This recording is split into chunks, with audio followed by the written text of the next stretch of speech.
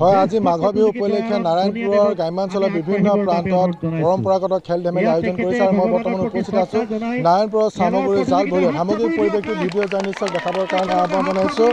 এতিয়া যি গাঁৱৰ ৰাইজৰ মাজত এতিয়া কলগছত উঠা ইতিমধ্যে খেল অনুষ্ঠিত হৈছে। এজন বয়োজ্যেষ্ঠ ব্যক্তিয়ে উঠিবৰ কাৰণে ইতিমধ্যে চেষ্টা কৰিছে।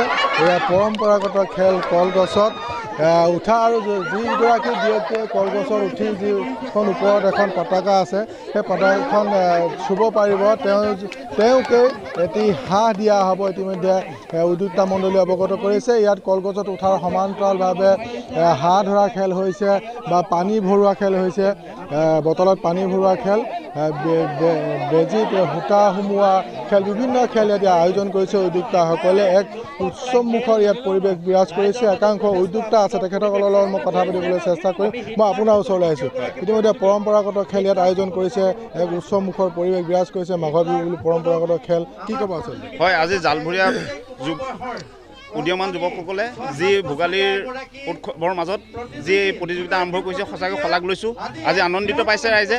সকলোৱে যে পুৰণাৰ যিবোৰ খেল, যিটো হেৰাই যোৱা খেল, সেই হেৰাই যোৱা খেলবোৰ আনি ৰাইজৰ যি মাদকতা সৃষ্টি কৰাইছে, সঁচাকৈ আমি আপ্লুত হৈছোঁ। সঁচাকৈ এনেকৈ পুৰণা খেলবোৰ যদি আমাৰ মাজত আনি থাকে তেনেকৈ হ'লে নতুন প্ৰজন্মই এই খেলবোৰৰ বিষয়ে অলপ হ'লেও জ্ঞাত হ'ব আৰু ভৱিষ্যতে আমি যাতে ইয়াতকৈ ভাল ধৰণে খেল অনুষ্ঠিত কৰে তাৰ কাৰণে আমি উদ্যোক্তা মণ্ডলীক ধন্যবাদ জ্ঞাপন কৰিছোঁ। হয়, পুনৰবাৰ এটি কণমানি এনেদৰে আচলতে যি কলগছত তেল লগাই দিয়া হৈছে, মিঠাতেল লগাই দিয়া হৈছে আৰু কণমানি প্ৰতিযোগী গৰাকীয়ে ইতিমধ্যে উঠিবলৈ চেষ্টা কৰিছে, পৰা নাই।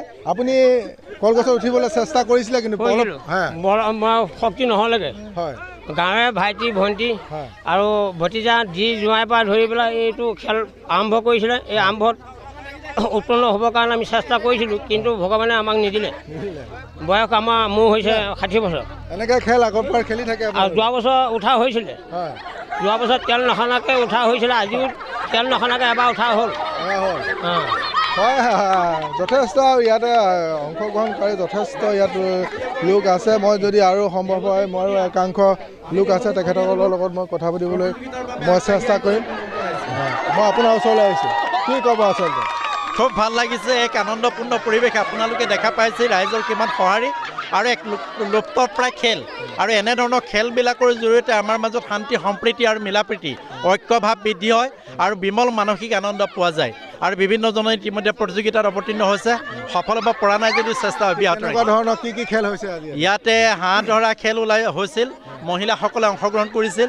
তাৰ পাছত ইতিমধ্যে পুৰুষসকলে কলগছ বগোৱা এজোপা তেল সনা গছত বগাবলৈ চেষ্টা কৰিছে। তাৰ পাছত বেজীত বটিয়া সোমোৱা বেজীত বটিয়া ভৰোৱা খেল আৰম্ভ হ'ব। তাৰ পাছত বটলত পানী ভৰোৱা খেল আৰম্ভ হ'ব আৰু এনেধৰণে বিভিন্ন ধৰণৰ খেল ইতিমধ্যে আৰম্ভ হৈছে। আমি পুনৰবাৰ যি কলগছত আচলতে যি বগাইছে আৰু যি ওপৰত যিখন পতাকা আছে পতাকাখন চুব পাৰিলেই এটা হাঁহ দিয়াৰ কথা ইতিমধ্যে অৱগত কৰিছে। যথেষ্ট চেষ্টা কৰিছে কিন্তু পৰা নাই। ইয়াত এই প্ৰতিযোগিতাত অংশগ্ৰহণ কৰিবৰ কাৰণে আৰু মহিলাসকল একাংশ মহিলা ওলাই আহিছে। কেনেকুৱা লাগিছে বাইদেউ? খেল চাবলৈ আহিছে, কেনেকুৱা লাগিছে? ভাল লাগিছে? বহুত ভাল লাগিছে। ঘৰ ইয়াতে খেলত অংশগ্ৰহণ কৰিছে নাই? কৰিছিলোঁ, হাঁহ ধৰাত কৰিছিলোঁ, নোৱাৰিলোঁ। আপুনি খেলত অংশগ্ৰহণ কৰিছেনে? কৰিছিলোঁ, হাঁহ ধৰাত কৰিছিলোঁ, নোৱাৰিলোঁ। আমাৰ গাঁৱত এনেকুৱা এখন খেল কৰাৰ বাবে আমি বহুত ধন্যবাদ জনাইছোঁ ব্যক্তিসকলক, যিসকল ব্যক্তিয়ে মানে এই খেলটো আমাক মানে দেখুৱাই দিছে। বহুত ভাল লাগিছে। কি ক'বা ভণ্টি, কেনেকুৱা লাগিছে? ভাল লাগিছে, বহুত ভাল লাগিছে। হৈ থাকিব লাগে। হৈ থাকিব লাগে। সকলোৱে আনন্দ উল্লাস কৰিছে। এনেকুৱা ধৰণৰ যিসমূহ পৰম্পৰাগত খেল, সেই পৰম্পৰাগত খেলসমূহ অনুষ্ঠিত হৈ থাকিব লাগে। ইতিমধ্যে এজনে উঠিবলৈ চেষ্টা কৰিছে, ভাল লাগিছে।